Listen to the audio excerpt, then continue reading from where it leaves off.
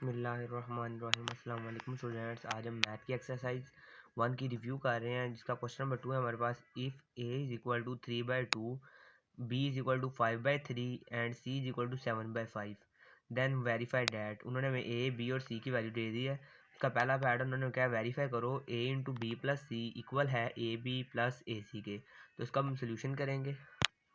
पहले हम क्वेश्चन लिखते हैं। हमारे पास है a into B plus C is equal to A B plus A C. ये हमारे पास क्वेश्चन है।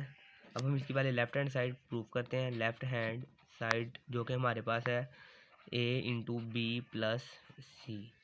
तो सोल्यूशन करेंगे। a इंटू बी प्लस सी है, a हमारे पास वैल्यू है 3/2 इंटू बी की वैल्यू हमारे पास है 5/3 प्लस सी की वैल्यू हमारे पास है 7/5। 3/2 एज इट इज़ बाहर लिख देंगे, इंटू इन दोनों का एलसीएम लेंगे तो 3 5 जार 15 आ जाएगा हमारे पास। ये 5 ऊपर इस 5 से और ये 3 7 से मल्टीप्लाई हो जाएगा। 5 5 जार 25 प्लस 7 3 जार 21। 3/2 एज इट इज़ आ जाएगा, इंटू 25 में 21 को हम प्लस कर देते हैं तो हमारे पास आ जाएगा 46 डिवाइडेड बाई 15।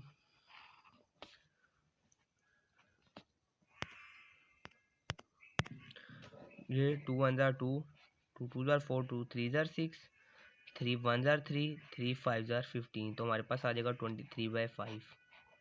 ये हमारा आंसर आ गया। इसका अब हम पार्ट नंबर 2 करेंगे। राइट हैंड साइड करेंगे इसलिए हम, जो कि हमारे पास है right hand side is equal to A B plus A C. तो इसको हम सोल्व करते हैं। पहले ए बी है तो ए की वैल्यू हमारे पास है 3/2 इंटू बी की वैल्यू हमारे पास है 5/3 प्लस ए की वैल्यू 3/2 प्लस इंटू सी की वैल्यू 7/5। ये 3 3 से कट गया तो हमारे पास आ जाएगा 5/2 प्लस 7 3 जार 21 डिवाइडेड बाई 5 2 जार 10। अब इन दोनों का हम एलसीएम ले लेंगे। हमारे पास आ जाएगा, इन दोनों का एलसीएम 10 आ जाएगा। अगर इन दोनों को हम 5 से मल्टीप्लाई करवाते हैं तो 5 2 जार 10, ऊपर 5 से 25 होगा तो नीचे दोनों सेम हो गए, एलसीएम 10 आता है। तो यहाँ पे 5 को 5 से मल्टीप्लाई करवा देते हैं तो 25 प्लस 21 आ जाएगा। ये हमारे पास 46 डिवाइडेड बाई 10 आ जाएगा। 2 5 जार 10, 2 जार 4, 2 3 जार 6। तो हमारे पास इसका आंसर आ जाएगा 23/5, जो कि हमारी लेफ्ट हैंड साइड के बराबर है। तो हम कह सकते हैं hence proved left hand side is equal, hence proved left hand side is equal to right hand side. इसका अब हम पार्ट नंबर 2 करेंगे। इसका दूसरा पार्ट हमारे पास है a plus B into C is equal to A C plus B C. पहले इसकी हम लेफ्ट हैंड साइड को करते हैं। तो हमारे पास है a प्लस बी इंटू सी। तो पहले इनकी वैल्यूज पुट कर देते हैं। तो हमारे पास a की वैल्यू है 3/2, बी की 5/3 इंटू सी की वैल्यू 7/5। तो इन दोनों का एलसीएम ले लेते हैं। हमारे पास आ जाएगा 6, ये 3 से 3 3 jar 9 plus 5 2 jar 10 into 7/5। 9 plus 10 19 divided by 6 into 7/5। 19 को 7 से हम मल्टीप्लाई करते हैं तो हमारे पास आ जाएगा 19 मल्टीप्लाई बाई 7, तो हमारे पास आता है आंसर 133। तो हम यहाँ पे लिख देंगे 133 डिवाइडेड बाई 6 5 जार 30। ये हमारा आंसर आ गया। अब इसकी हम राइट हैंड साइड को प्रूव करते हैं, जो कि हमारे पास है ए सी प्लस बी सी। तो पहले हम इनकी वैल्यूज पुट करते हैं। ए की वैल्यू हमारे पास है 3/2 इंटू सी की वैल्यू हमारे पास है 7/5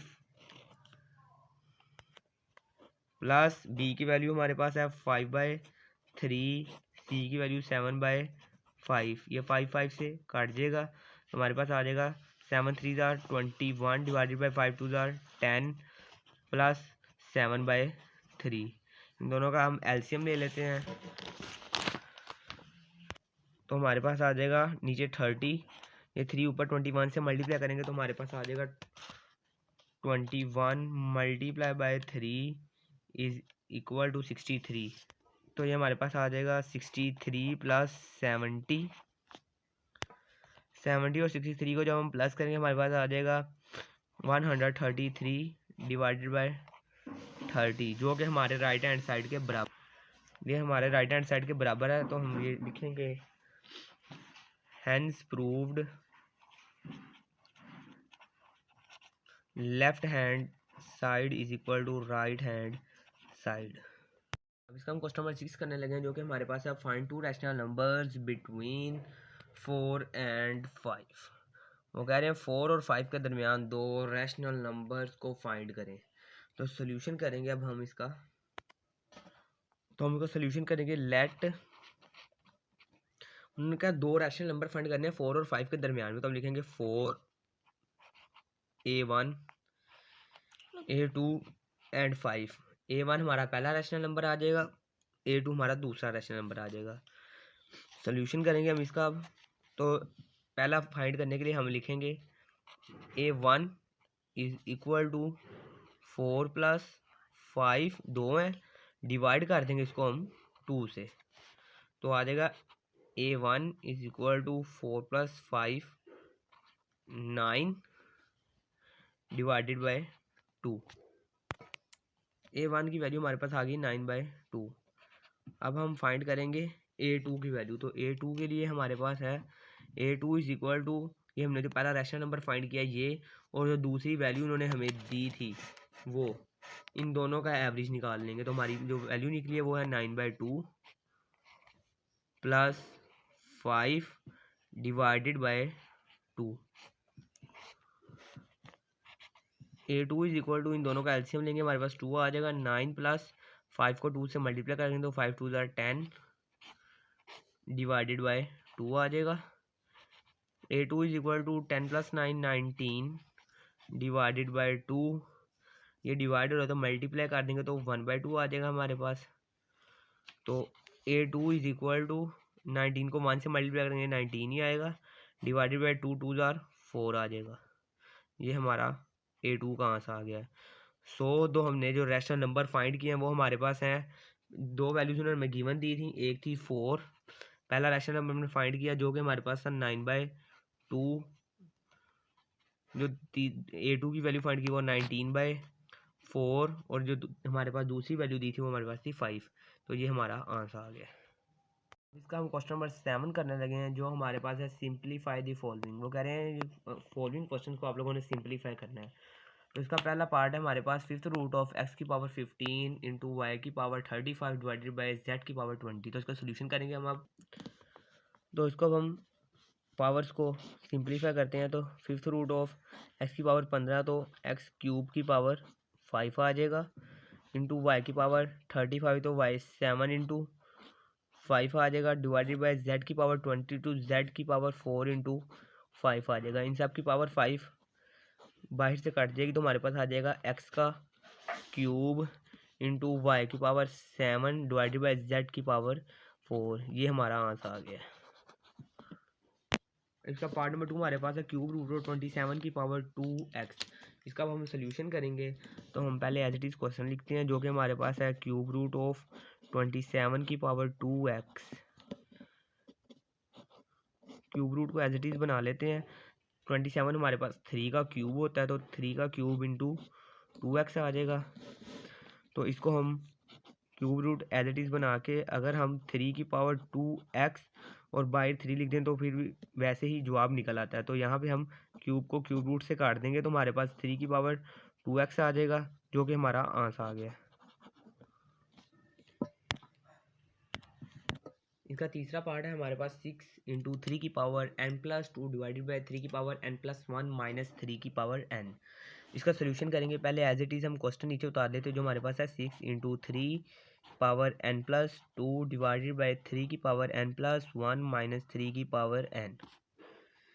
तो यहाँ पे हम 6 इंटू 3 की पावर n प्लस 2 है तो हम लिखेंगे 3 की पावर n इंटू 3 की पावर 2 डिवाइडेड बाय 3 की पावर n। यहाँ पे भी तो इन दोनों में से अगर मैं 3 की पावर n कॉमन ले लेता हूँ हमारे पास आ जाएगा 3 की पावर 1 3 आ जाता है, माइनस 3 की पावर n कॉमन आ गया तो 1, ऊपर से 3 की पावर n इंटू 6 इंटू 3 की पावर 2 लिख सकते हैं, डिवाइडेड बाय 3 की पावर n इंटू 3 माइनस 1।